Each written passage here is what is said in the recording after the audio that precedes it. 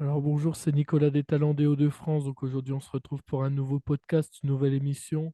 Donc aujourd'hui, on est en compagnie du groupe Ravenscrew. Bonjour. Salut à toi. Salut Nico. Salut Nico. Alors dans un premier temps, je vais vous laisser, comme d'habitude, présenter un peu votre groupe en quelques lignes. Ok. Allez, vas-y. Fonce. Donc nous, on s'appelle Ravenscrew. Existe sous cette forme depuis 2018 et on fait du rock, metal, très énergique avec des textes en français. Et on est donc originaire de Picardie et on arpente les Hauts-de-France. Voilà. D'accord. Alors quelles sont vos influences musicales? C'est pareil, hein. Ouais. Je pense que chaque membre du groupe a son influence. Moi, je viens plus du milieu du métal à la base et plus du rock en vieillissant. Après, Ouais, bon, moi c'est pareil, j'ai commencé la zik fin 90 avec vraiment la mouvance néo-metal de l'époque, de tout ce qui est cornes, etc. Puis après, dérivé sur plein de trucs. Mais après, globalement, si on veut résumer, on a tous à peu près des goûts différents, mais des bons goûts, sauf Chris. Donc, voilà. Chris.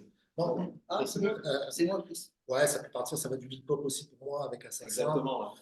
Et jusqu'au rock metal des années 90 et le début avec Rage, toutes ces choses-là. Comme moi je suis plus vieux, c'est moi qui ai les meilleurs goûts, bien évidemment. Ouais.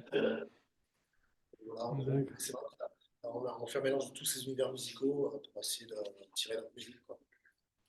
D'accord. Alors est-ce que vous pouvez justement nous présenter un peu votre projet musical? Il y a un album qui est en préparation ou un EP? Oui, ben là, en fait, on a sorti un premier EP il y a maintenant 2 ans, c'est ça, je ne me trompe pas. Ouais. Ouais, 2 ans, peut-être bien. Ouais.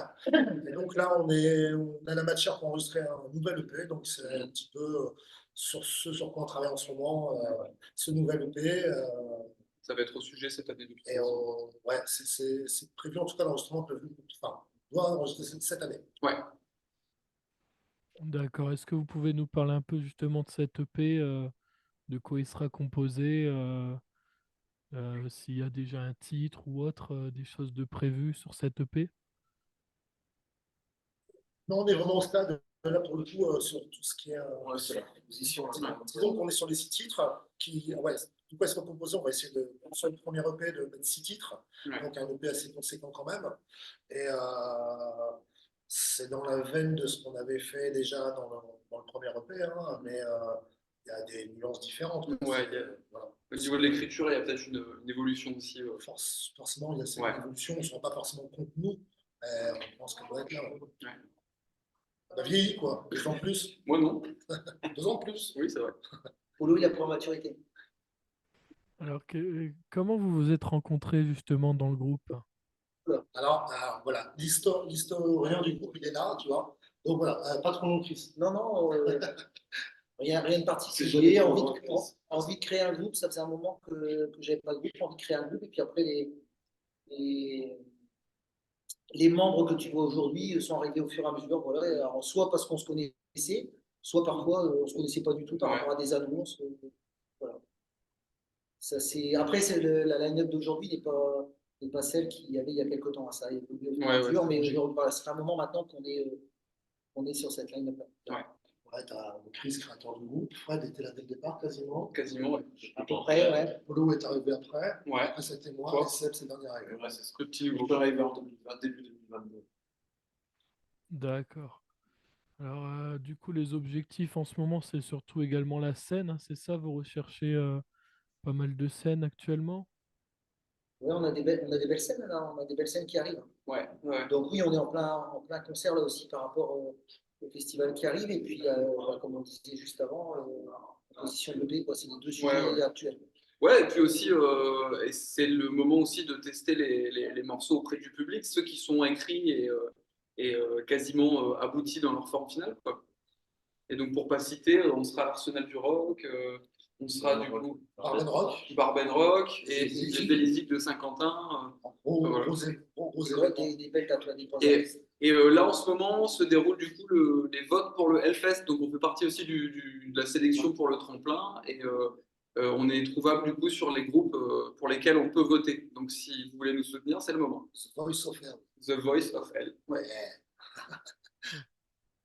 Très bien. Alors, est-ce que vous pouvez également nous parler de votre EP qui est déjà disponible, qui est sorti il y a 2 ans un petit peu pour parler un peu de cette EP qui est déjà sur les plateformes? Ouais, donc notre première EP sortie donc, en 2022 s'appelle Memoriae. Elle est composée de 6 morceaux, hein, comme je disais, pour avoir un peu de matière pour les auditeurs. Quoi. Des titres en français, forcément aussi également. Hein. Il faut quelques punchées en anglais, mais c'est 90% français. C'est des morceaux qui parlent de ce qui nous entoure. Ça peut l'écologie, la politique, les attentats. Enfin, on parle un petit peu de tout ce qui est fait divers qui nous intéresse. On essaye de mettre ça sous forme originale et sans être trop barbant et que ce soit lourd à écouter. Quoi. D'accord. Alors, tac, tac, tac.